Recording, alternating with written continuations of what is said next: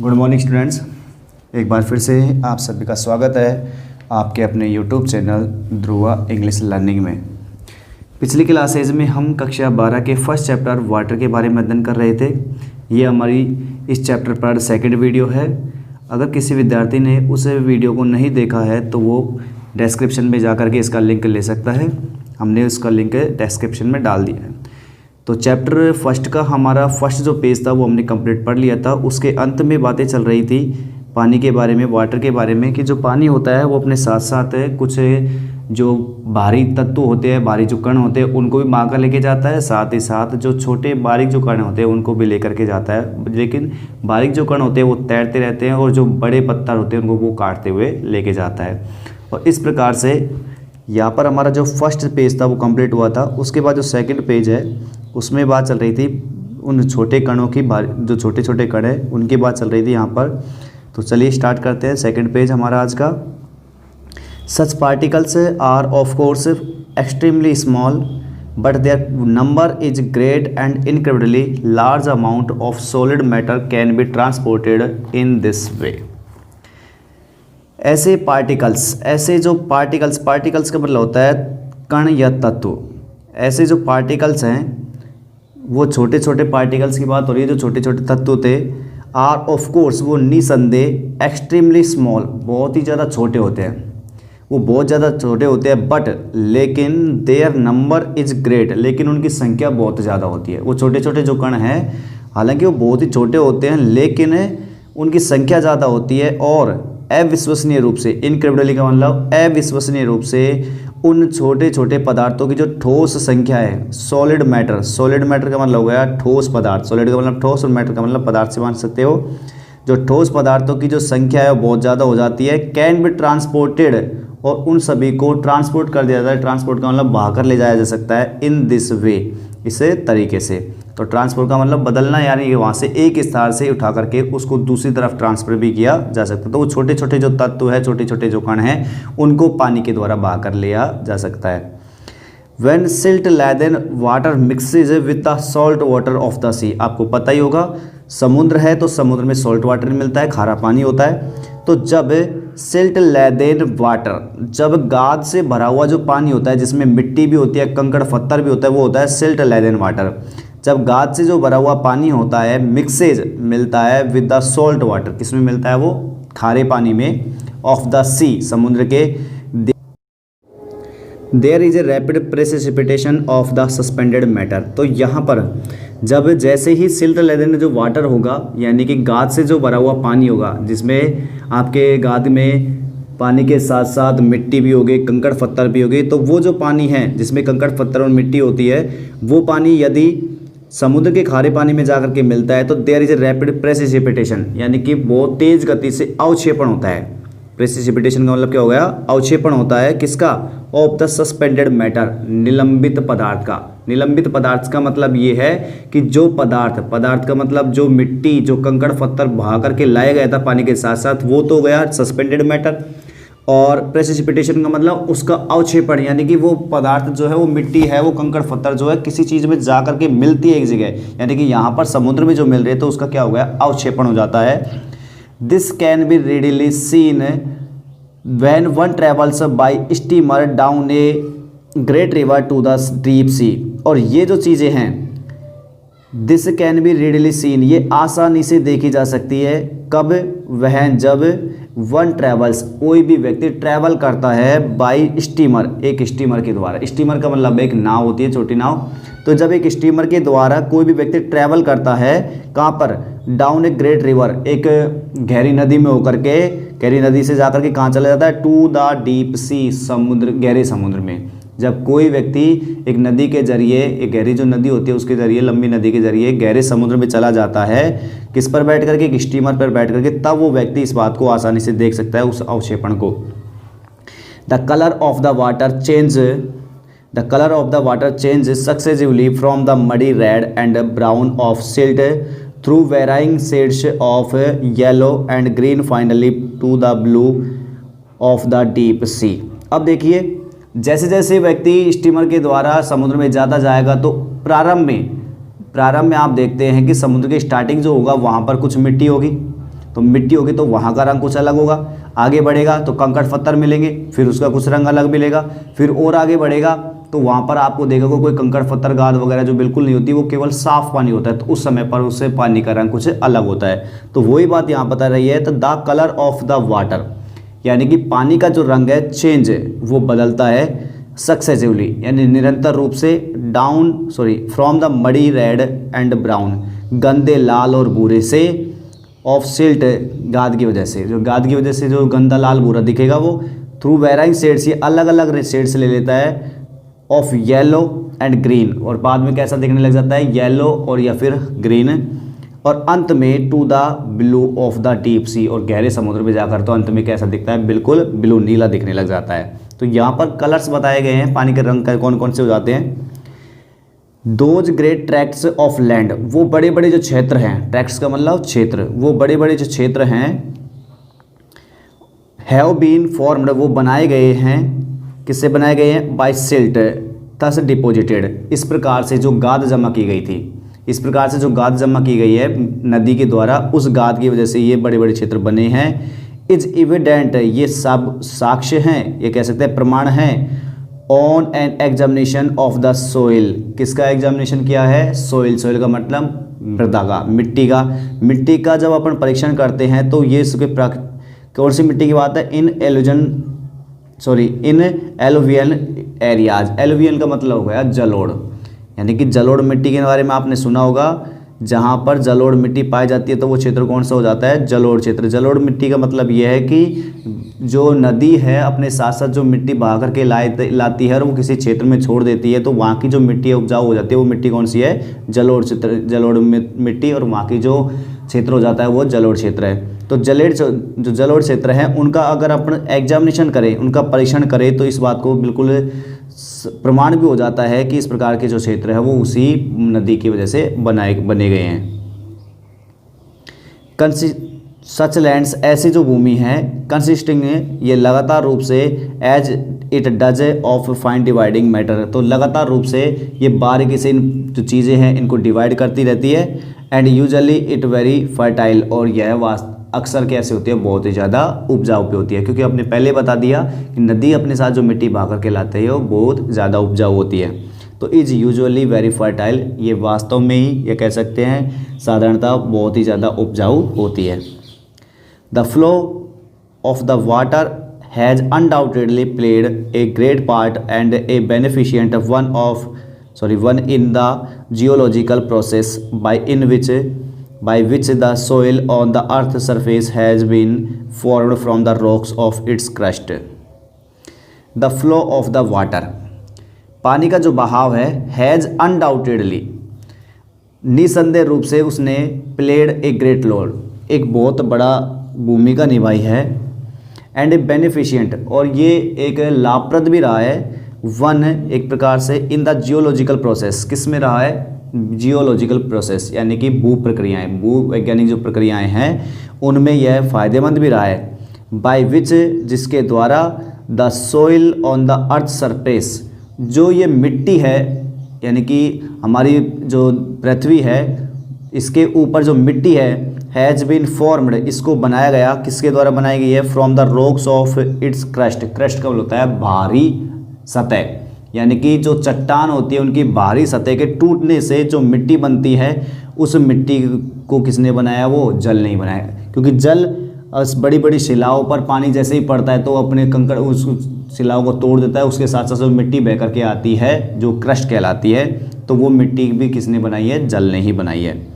The same agency, लेकिन क्या होता है फिर भी, हाउएवर, फिर भी, अंडर एप्रोप्रिएट कंडीशंस, एप्रोप्रिएट का मतलब होता है उचित, और कंडीशंस का मतलब परिस्थितियाँ, उचित परिस्थितियों में फिर भी क्या होता है, द सेम एजेंसी, वही जो शक्ति है, कौन सी शक्ति, यानी कि मिट्टी को बनाने की जो जल की शक्ति है, वही शक्ति can also play A destructive part, एक विनाशकारी भूमिका भी निभा सकता है।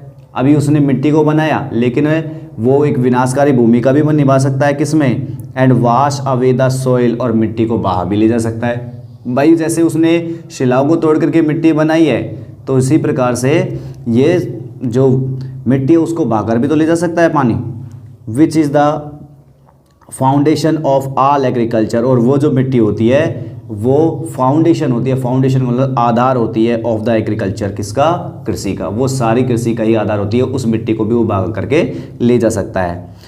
एंड और if allowed to proceed unchecked can have the most disasters effect on the life of the country, और अगर उस मृदा अपरदन को, जैसे मिट्टी को बहा करके ले जाए, अगर इसी की अनुमति दे दी जाती है, इफ़ अलाउड, इसको अगर अनुमति मिल जाती है, टू प्रोसीड अनचेक्ड, वो भी बिना रुकावट डाले हुए, अनचेक्ड का मतलब बिना रुकावट डाले अगर ये जो प्रोसेस है वो आगे बढ़ जाती है, तो can have the most disasters effect, तो ये सबसे विनाशकारी प्रभाव होता है on the life of the country, इस राष्ट्र के जीवन का, इस राष्ट्र के जीवन पर इसका सबसे विनाशकारी प्रभाव पड़ता है अगर उस मृदा अपरदन की प्रक्रिया को बिना रुकावट के ही उसको अपने अमल में लाने के लिए छोड़ दिया जाए तो।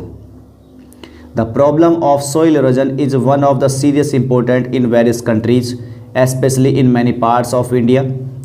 The problem of soil erosion,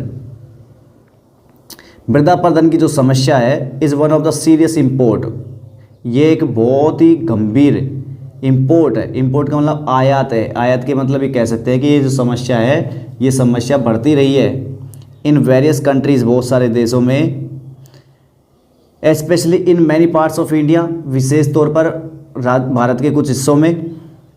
the condition under which it occurs and the measures by which it can be unchecked are deserving of the closest study. The conditions, वो दशाएं, वो परिस्थितियाँ, वो दशाएं, अंडर विच, जिसके तहत, इट ऑक्यूर्स, ये घटित होता है, यानी कि मृदा अपरदन उन जिन परिस्थितियों के तहत घटित होता है, एक तो वो परिस्थितियाँ, एंड द मेजर्स, और वो उपाय, बाय विच, जिसके द्वारा इट कैन बी चेक्ड, इसे रोका जा सकता है। यानी कि एक तो वो परिस्थितियाँ जिनसे अपन को ये पता पड़ जाए कि हाँ भाई यहाँ से मृदा अपरदन होता है, तो वो परिस्थितियाँ, और साथ ही साथ वो उपाय जिनके द्वारा इस मृदा अपरदन को रोका जा सकता है, अगर उनका अपन को पता हो तो आर डिजर्विंग, ये सबसे ज़्यादा डिजर्व करते हैं, सबसे ज़्यादा हकदार है किसके, हमारी क्लोजेस्ट स्टडी के, सबसे नज़दीक के अध्ययन करने के। यानी कि अगर हमको सबसे नज़दीक का अध्ययन करना है तो हमें मृदा अपरदन के जो उपाय है उनको सोचना है, मृदा अपरदन किस कारण से कहाँ होता है, तो इसका भी हमको बस सोचना है, तो ये सबसे ज़्यादा हमको स्टडी करने की ज़रूरत है। Soil erosion occurs in successive steps, अब जो मृदा अपरदन है वो निरंतर रूप से, सक्सेसिव का मतलब एक के बाद एक, निरंतर रूप से होता रहता है, ऑक्यूर्स घटित होता है। द अर्लीस्ट ऑफ विच में ईजिली पास अननोटिस्ड, तो सबसे प्रारंभ में जो मृदा अपरदन होता है वो तो अननोटिस, बिना किसी नोटिस के ही आसानी से गुजर जाता है, यानी कि हमको पता ही नहीं चलता और मिट्टी कट कट के चली जाती है। इन द लेटर स्टेज, बाद की अवस्थाओं में, the cutting up and washing away of the earth, यानी कि मिट्टी का कटाव एंड मिट्टी जो वॉशिंग अवे, मिट्टी का बह करके जो जाना है, इज ओनली टू पेनफुल्ली अपरेंट, वो केवल हमको कैसा लगता है, पेनफुल दिखता है, पेनफुल का मतलब दर्दनाक लगता है। In the formation of deep gullies and ravines, किस जब दिखता है, जब इनमें क्या बन जाती है, डीप गैलीज, यानी कि गहरे गहरे गड्ढे, एंड रेविनेश का मतलब दर्रे, गहरे गड्ढे और दर्रे का निर्माण जब हो जाता है तो हमको बड़ा पेनफुल लगता है, दर्दनाक लगता है ये। Which make all agriculture impossible, जो इस सारी कृषि को बिल्कुल असंभव बना देते हैं। Sudden burst of excessively heavy rain resulting in a large run off of surplus water is the principal factor in the causing soil erosion। आगे बताता है सडन बस्ट, अचानक से जो बौछारें आना लगता है, तेज बौछारें, ऑफ एक्सेसिवली हेवी रेन, यानी कि अत्यधिक भारी वर्षा। तो अत्यधिक भारी वर्षा की जो अचानक बौछारें हैं उनके कारण से resulting in a large run of surface water, उनसे क्या होता है, जो पानी है उसमें अतिरिक्त तेज गति से बहने लग जाता है, और यही एक मुख्य कारक है किसका, सॉइल इरोजन का। इरोजन का मतलब हुआ अपरदन। तो मृदा अपरदन का सबसे मुख्य कारण क्या है कि जो बरसात है वो एकदम तेज गति से जब बौछारें पड़ने लगती है, ऊपर से जब अपन कहते हैं मध्यम गति से जो बरसात होती है उसकी तो कोई दिक्कत नहीं है, लेकिन तेज गति से जो बरसात होती है तो अपने साथ जो मिट्टी है उसको भी कटा करके ले जाती है। कॉन्ट्रीब्यूटरी काजेज, इसके सहयोगी कारक भी हैं, आर हैं, वो कौन कौन से कारक है, the slope of the land, एक तो भूमि का ढलान नुमा होना, यानी कि भूमि का ढलानुमा होगा तो भूमि जो है कटती हुई जाएगी। इसके अलावा removal of the protective coat of vegetation. अब क्या हुआ, जो वनस्पति है वो भी कट गई।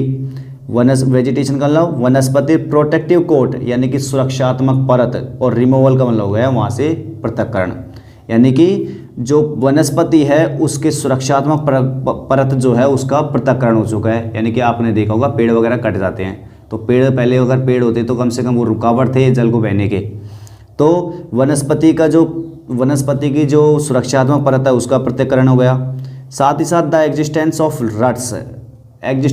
रट्स, रट्स का मतलब है लीक। अब लीक क्या होती है, जैसे ही आपने देखा होगा पानी जिस जिस जगह पर होकर के बहता रहता है तो वहाँ पर उसकी एक लाइन बन जाती है, एक लकीर बन जाती है, और अगली बार जब पानी बहेगा तो उसी लकीर में होकर के बहेगा, तो वो लकीर जो है वो लीक होती है। तो एग्जिस्टेंस ऑफ रट्स यानी कि लीकों का विद्यमान होना। अब लीक जैसे मान लीजिए कहीं पर पानी बहने की लकीर पड़ जाती है तो आपने देखा होगा वहाँ की जो मिट्टी है वो धीरे धीरे कटती हुई चली जाएगी। तो एग्जिस्टेंस ऑफ रट्स, लीकों का जो अस्तित्व होगा, अलॉन्ग विद जिसके साथ साथ जिसके वाले सारे द वाटर कैन फ्लो, जो पानी है वो बह सकता है विथ रैपिडली गैदरिंग मोमेंटम, वो भी बहुत ही ज़्यादा रैपिडली मतलब तेजी से, गैदरिंग मोमेंटम रफ्तार को पकड़ते हुए, मोमेंटम मतलब रफ्तार या संवेग या कह सकते हैं लय, रफ्तार पकड़ लेता है। क्योंकि जैसे ही जैसे मोमेंटम कब बनेगा पानी का, जब उसको एक लाइन मिल जाएगी, हाँ भाई इस लाइन में होकर के मुझे पानी को बहना है, तो वो लाइन में आप देखते रहेंगे बहुत तेज़ गति से पानी दौड़ता है। तो जो लकीर हैं यानी कि लीक हैं उनका विद्यमान होना भी मृदा अपरदन को बढ़ा देता है। इसके अलावा the absence of any check to such flow, और देखो the existence and the absence of any checks to such flow, यानी कि ऐसे भाव को रोकने के लिए कोई भी रुकावट की अनुपस्थिति। एब्सेंस का मतलब अनुपस्थिति, ऑफ एनी चेक्स का मतलब रुकावट। तो ऐसे बहाव को रोकने के लिए किसी भी रुकावट की अनुपस्थिति अगर नहीं होगी तो भी पानी का बहाव है जो उसकी वजह से मृदा अपरदन होता रहेगा।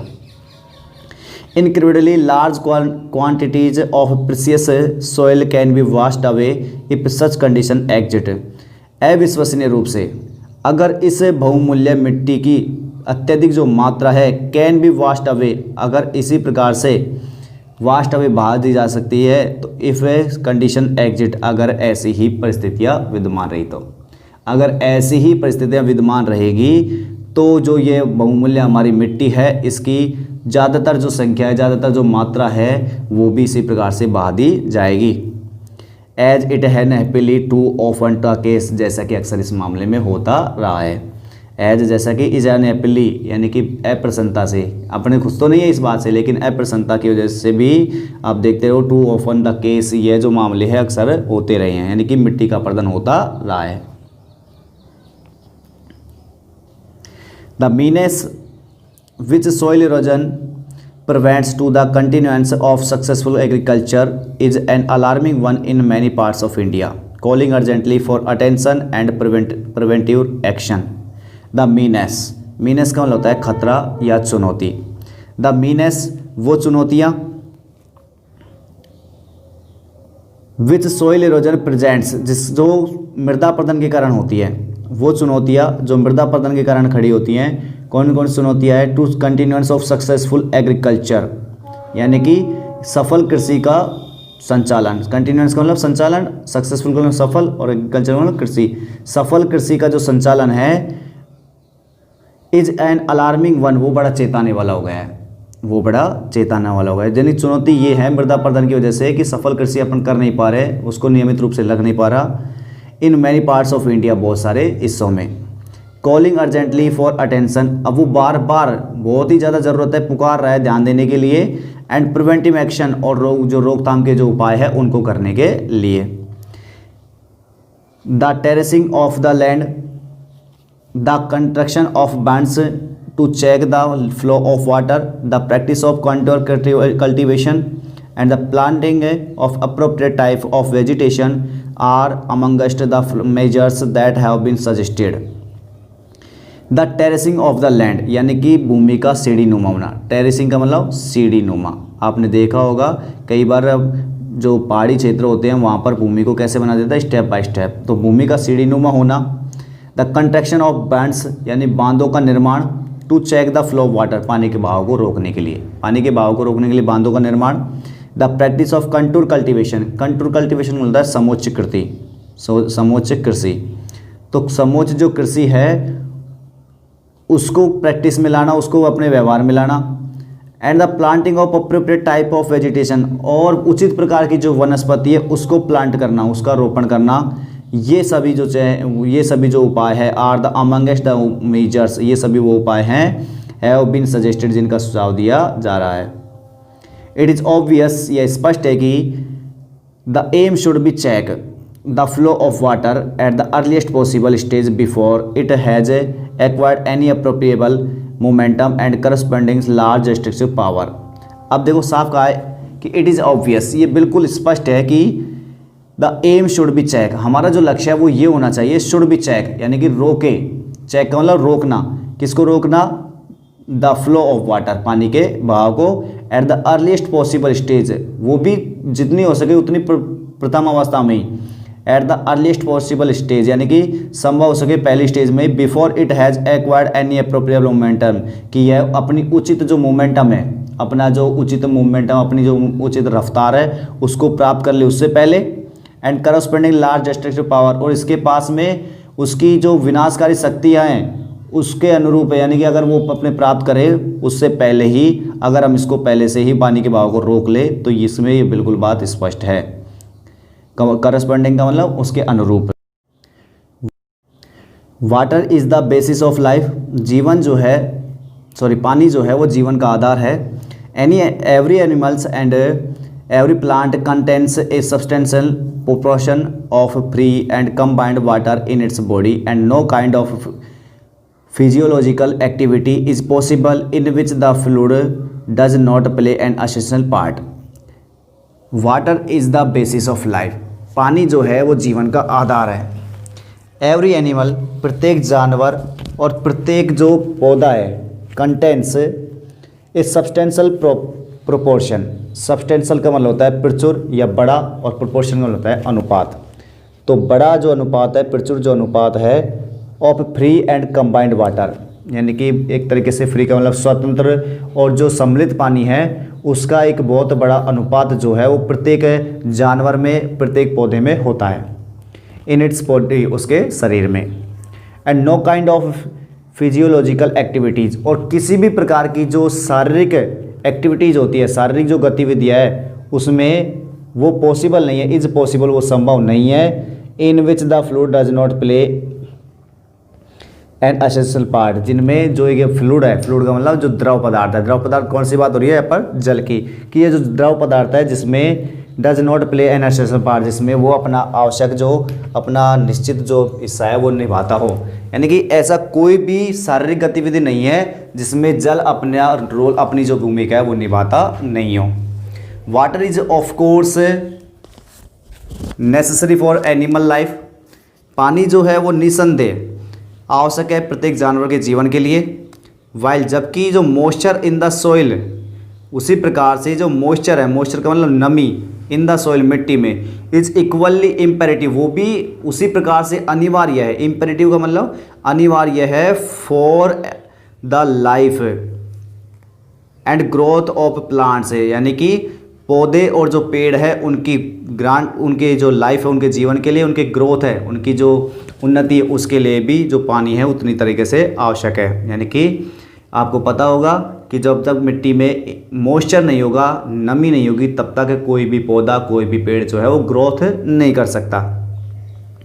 दो हालांकि the quantity necessarily varies enormously with the species, हालांकि जो प्रजातियाँ होती है, स्पेसीज का मतलब प्रजातियाँ, हालांकि जो प्रजातियाँ उनमें अलग अलग प्रकार से, प्रजातियाँ जो होती हैं उनमें अलग अलग प्रकार से, वेरीज का मतलब भिन्न भिन्न प्रकार से इनकी मात्रा होती है। कोई ज़रूर नहीं है कि कौन सा पौधा कितना पानी की ग्रहण क्षमता रखता है। The conservation and utilisation of water is thus fundamental for human welfare, human welfare मानव कल्याण के लिए जो conservation and utilisation of water, पानी का संरक्षण और पानी का जो उपयोग है, इस प्रकार से आधारभूत होता है। मानव के कल्याण के लिए पानी का संरक्षण और पानी की जो उपयोगिता है वो आधारभूत है। Apart from artisan water, artisan का होता है भूमिगत, यानी कि भूमि के ऊपर भूमिगत जो वाटर है, भूमिगत जो पानी है उसके अतिरिक्त द अल्टीमेट स्रोत इज ऑल केसेज, सभी तरीके से जो अंतिम जो स्रोत है इज रैन, वो क्या है, बरसात है, एंड स्नोफॉल, और बर्फबारी है। यानी कि हमें जो पानी मिलता है, हमारी भूमि के अंदर जो पानी है उसके अतिरिक्त हमें अगर अंतिम रूप से पानी मिल सकता है तो वो स्रोत कौन सा है, हमारा रेनफॉल, बरसात है, इसके अलावा और एक स्नोफॉल है, यानी कि बर्फबारी से हमको पानी मिलता है। Much of the Indian agriculture depends on seasonal rainfall, ज़्यादातर जो भारतीय कृषि है डिपेंड्स ऑन, वो निर्भर है किसके ऊपर, सीजनेबल रेनफॉल, यानी कि मौसमी जो बरसात होगी उनके ऊपर, एंड और इज़ देयरफॉर, और इसीलिए very sensitive to any failure और इरेगुलरिटी ऑफ द सेम, और इसीलिए जो वो बरसात है, इसीलिए जो कृषि है हमारी, वो कृषि उस बरसात की वजह से कई बार तो आपको पता है बरसात बहुत कम होती है, बिल्कुल फेलियर, यानी कि बरसात नहीं होना, या फिर इरेगुलर, या फिर नियमित रूप से नहीं हो पाना, तो इसके प्रति संवेदनशील होती है। तो इसीलिए हमारी जो कृषि है वो कृषि बरसात के न होने या बरसात के अनियमित रूप से होने से संवेदनशील रही है, हमेशा गिरती हुई रही है। इसी के साथ आज की हमारी क्लास समाप्त होती है। ये क्लास आपको कैसे लगी कमेंट बॉक्स में ज़रूर बताएं, और अगर किसी ने हमारा चैनल सब्सक्राइब नहीं किया तो हमारे चैनल को सब्सक्राइब करें, और अपने सभी जो दोस्त हैं, अपने सभी जो क्लासमेट्स हैं उनको भी हमारे चैनल से लाभ प्राप्त करें। धन्यवाद।